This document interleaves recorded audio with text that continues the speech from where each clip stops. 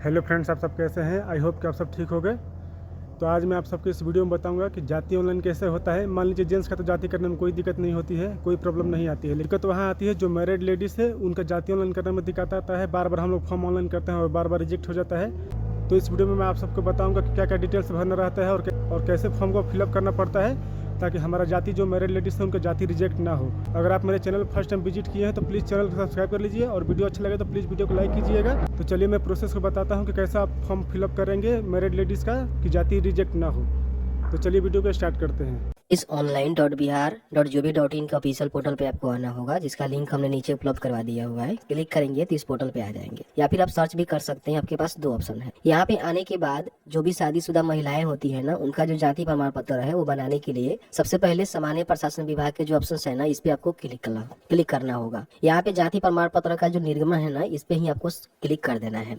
इसमें जो है 3 प्रकार के स्तर होते हैं, अंचल होते हैं, अनुमंडल होते हैं, जिला होते हैं। तो आप अपने हिसाब से देख लीजिएगा कि आप जो है कौन से स्तर का बनाना चाहते हैं। लेकिन ध्यान रखिएगा, सबसे पहले अंचल का बनाना होता है, फिर अनुमंडल और उसके बाद जिला स्तर का बनता है। तो अंचल का ही हमको बताएंगे। अगर आपके कंडीशन में कहीं ऐसा डिमांड किया जा रहा है कि नहीं अनुमंडल का जिला का चाहिए, तो सबसे पहले अंचल का बनाइएगा, उसके भी यहाँ पे अनुमंडल का बना सकते हैं, जिला का बना सकते हैं। ठीक है, अंचल स्तर के बटन पे क्लिक करेंगे तो देखिए नॉर्मल जो जाति होता है ना, तो वो जो है कोई बना लेता है। लेकिन जब महिला के कंडीशन में अप्लाई होता है तो उस समय जो है थोड़ा सा आपको जरूरी जो बातें हैं ना, वो आपको ध्यान देनी पड़ती है। ठीक है, सबसे पहले जेंडर यहाँ पे स्त्री ही आपको बताना है, क्योंकि शादीशुदा महिलाएं का जो जाति प्रमाण पत्र है बना रहे हैं, तो कहीं ना कहीं स्त्री ही आपको बताना होगा। ठीक है, अब यहाँ पे देखेंगे अपना जो भी सिचुएशन है वो बताएंगे कि आप जो है श्रीमती सूर्य लगाना चाहते हैं कि नहीं लगाना चाहते, या फिर नहीं भी लगाना चाहते छोड़ देंगे, कोई भी दिक्कत नहीं है। एप्लीकेंट का नेम यहाँ पे लिखेंगे, जो भी महिला है उनका नेम क्या है। जैसे कि मान लीजिए किसी का नेम है राधिका, ठीक है, तो यहाँ पे लिखेंगे राधिका, तो ऑटोमेटिकली यहाँ पे देखेंगे राधिका टाइप हो जाएगा। बाकी जो भी उनका टाइटल होगा वो लगा सकते हैं। उसके बाद उनके जो भी फादर का नेम है यहाँ पे आपको मेंशन करना है, ऑटोमेटिकली यहाँ पे हिंदी में भी टाइप हो जाएगा।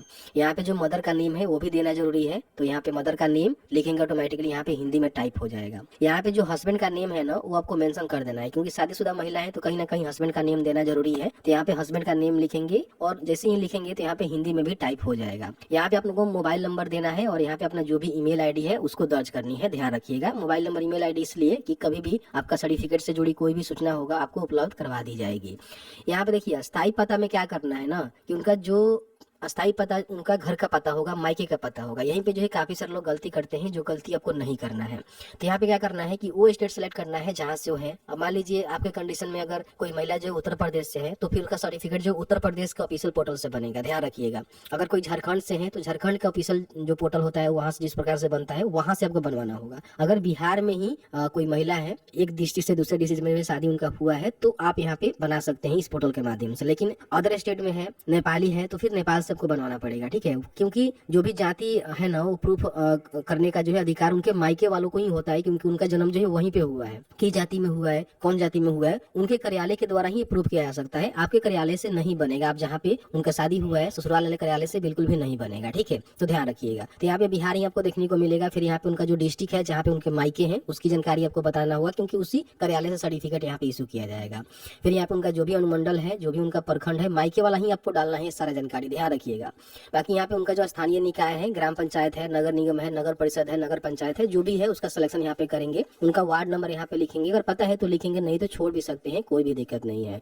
ग्राम पंचायत का सिलेक्शन करेंगे कि उनका कौन सा ग्राम पंचायत है, तो इस तरह से जानकारी को फिल आउट करेंगे। ठीक है, फिर उनका जो भी ग्राम मोहल्ला जो उनके मायके का है वो डालेंगे, उनका जो भी डाकघर पोस्ट ऑफिस है वो बताएंगे, उनका स्टेशन बताएंगे, और साथ ही साथ उनका जो पिन कोड है ना वो आपको मेंशन करना होगा। ठीक है, तो सारे जो भी आप अस्थायी पता में डालिएगा, उनके जो भी मायके का एड्रेस है, उनके पिता का जो एड्रेस है उसकी जो है जानकारी यहाँ पे आपको भरना है पिन कोड तक। ठीक है, अब यहाँ पे देखेंगे तो आपसे जो है वर्तमान पता भी पूछा जाता है। इसलिए पूछा जाता है कि मान लीजिए महिला अस्थायी पता तो उनका वहाँ पे है जहाँ पे उनका जन्म हुआ है, लेकिन वर्तमान में उनका शादी हो गया और जो है वर्तमान में किसी और जगह पे रह रही है, तो यहाँ पे क्या करना है कि ऊपर के जैसा आपको नहीं करना है। जहाँ पे उनका शादी हुआ है, जहाँ पे उनका ससुराल है, उसकी स्टेट आपको यहाँ पे बतानी है। देखिए कई बार क्या होता है कि बिहार की महिलाएं जो है शादी होकर दूसरे किसी स्टेट में चली जाती है। ठीक है, जैसे मान लीजिए उत्तर प्रदेश में चले चली गई, तो यहाँ पे आपको बताना होगा कि हाँ उत्तर प्रदेश में उनका शादी हुआ है, ठीक है, हरियाणा में हुआ है, गुजरात में हुआ है, तो ये आपके पास ऑप्शंस मिलता है। और इसी प्रकार से मान लीजिए कोई महिला जो है झारखंड और किसी अलग मान लीजिए राज्य से है और बिहार में उनका शादी हुआ है, तो वहां से सर्टिफिकेट बनाएंगी तो उनको भी ऑप्शन देखने को मिलेगा कि आप जो है कहाँ से हैं, ठीक है, तो वो बता सकते हैं वहाँ पे। तो इस तरह से इसकी जानकारी आपको भरना होता है। तो महिला अगर बिहार से है तो बिहार बताएंगे,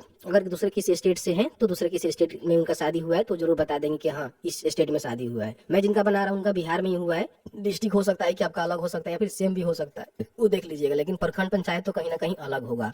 तो यहाँ पे जो भी उनका ससुराल का एड्रेस है ना उसको आपको फिल करना है, जैसे कि स्टेट हो गया, डिस्ट्रिक्ट हो गया, यहाँ पे उनका अनुमंडल हो गया, फिर यहाँ पे प्रखंड हो गया, ठीक है, ग्राम पंचायत, नगर निगम, नगर परिषद या फिर नगर पंचायत से आती है उनकी जानकारी यहाँ पे बताएंगे। वार्ड नंबर यहाँ पे अगर आपको पता है तो मेंशन करेंगे, फिर यहाँ पे जो भी पंचायत है या फिर जो भी आपका लगता है उसकी जानकारी बताएंगे। ग्राम, विलेज, मोहल्ला, टाउन, पोस्ट ऑफिस, स्टेशन बताएंगे क्या स्टेशन है और पिन कोड यहाँ पे आपको मेंशन करना है। तो यहीं पे जो है मोस्टली बहुत सारे जो फॉर्म भरने वाले व्यक्ति होते हैं वो गलती करते हैं, जो गलती आपको नहीं करना है, ठीक है। जो भी इनका परमानेंट एड्रेस है उसमें उनके मायके का एड्रेस रहेगा जहाँ से उनका सर्टिफिकेट इशू होगा, और बाकी जो प्रेजेंट है ना उसमें इनके ससुराल का एड्रेस यहाँ पे डालनी है जिस तरह से इनके सर्टिफिकेट वगैरह वगैरह पे है, ठीक है।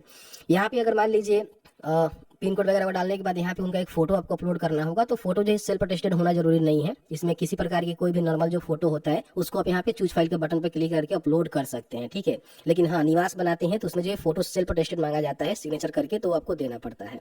अब यहाँ बताएंगे कि वो करती क्या है, छात्र है, सरकारी सेवा में है, निजी सेवा में है, व्यापार करती है, किसान है, हाउस वाइफ है, तो जो भी उनका कंडीशन होगा आप यहाँ पे बता देंगे।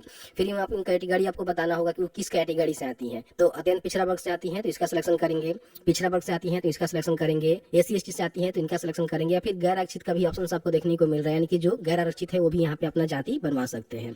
तो मेरे कंडीशन में पिछड़ा, अत्यंत पिछड़ा वर्ग से है तो इसका मैं सिलेक्शन कर लूंगा यहाँ पे। अब यहाँ पे आपको जाति बताना होगा कि वो जो है कौन से जाति से है, ठीक है। ध्यान रखिएगा उनके मायके में उनको पता ही होगा कौन से जाति से है, तो उसकी जानकारी यहाँ पे आपको भरना होगा, ठीक है।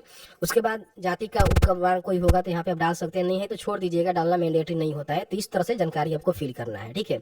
यहाँ पे क्या करेंगे कि देखिए आपका जो है यही ऑफिस से सर्टिफिकेट बनेगा जो उनके मायके का अंचल ऑफिस है उसके द्वारा ही इशू होगा। तो परमानेंट में उनका ही ऑफिस डालना है जहाँ पे उनके पापा का घर है, जहाँ पे उनका मायके है, ठीक है। उसके बाद यहाँ पे कैप्चा को फिल करेंगे और प्रोसीड के बटन पे क्लिक करेंगे। तो ये कई बार जो है आधार संख्या यहाँ पे मांगा जाता है, तो अगर आपके पास आधार संख्या है तो यहाँ पे डालेंगे, लेकिन ध्यान रखेंगे कि आधार कार्ड में जो है मोबाइल नंबर लिंक होना जरूरी है, क्योंकि OTP के थ्रू वेरीफाई करके सर्टिफिकेट आपको इशू करना होगा। अगर मान लीजिए आधार कार्ड में मोबाइल नंबर लिंक नहीं है तो इसको छोड़ दीजिएगा, बाद में आधार कार्ड का जो स्कैन कॉपी है वो आप अपलोड कर पाएंगे। तो मैं यहाँ पे नहीं डालूंगा, आगे मैं आपको बताऊंगा कि स्कैन कॉपी किस तरह से अपलोड करना है। तो जैसे ही प्रोसीड के बटन पर क्लिक करेंगे तो आपने जो भी जानकारी फिल आउट किया हुआ है वो जानकारी आपको देखने को मिलेगा, ठीक है। इसको चेकआउट कर लीजिएगा। कई बार आप चाहें तो पति का नाम छोड़ भी सकते हैं, ऐसा नहीं है कि पति का नाम जो है दर्ज करना जरूरी है, लेकिन मेरे हिसाब से पति का नाम देनी चाहिए, क्योंकि मान लीजिए उनका शादी हो गया है तो कहीं ना कहीं पति का नाम जो है देना जरूरी है, क्योंकि आपको फॉर्म में भी देखने को मिलता है। अब यहाँ पे नीचे आने के बाद आपको क्या करना है कि अटैच एंड शेयर के बटन पे क्लिक करना है। अब यहाँ पे आपको जो है डॉक्यूमेंट यहाँ पे अपलोड करना है। तो इसमें कई सारे जो है डॉक्यूमेंट है, किसी एक डॉक्यूमेंट का जो है स्कैन कॉपी आपको अपलोड करना होगा। जैसे कि मैं आधार कार्ड का सिलेक्शन कर रहा हूँ, तो यहाँ पे देखिए एक चीज आपको फॉलो करना है, ध्यान रखिएगा। जैसे कि मान लीजिए महिला का शादी हुआ है तो अभी आधार कार्ड पे जो है उसका जहाँ भी शादी हुआ है, जहाँ उसका ससुराल है उसका ही एड्रेस यहाँ पे मेंशन होता है।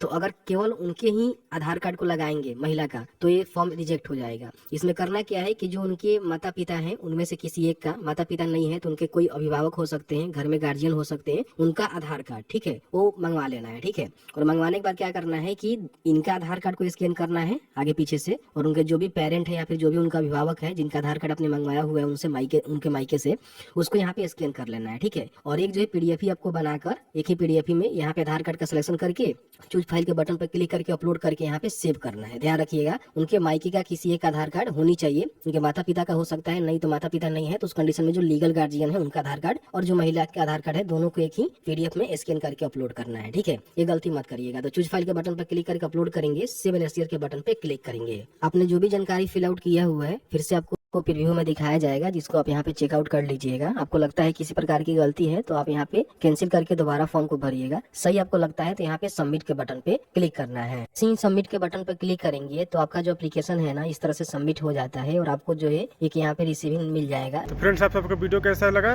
आई होप कि आप सबको वीडियो अच्छा लगा होगा। तो प्लीज़ वीडियो अच्छा लगा तो वीडियो को लाइक कर लीजिए और चैनल को सब्सक्राइब कर लीजिए, ताकि मैं कोई भी वीडियो अपलोड करूँ तो नोटिफिकेशन सबसे पहले पहुँचे आप तक।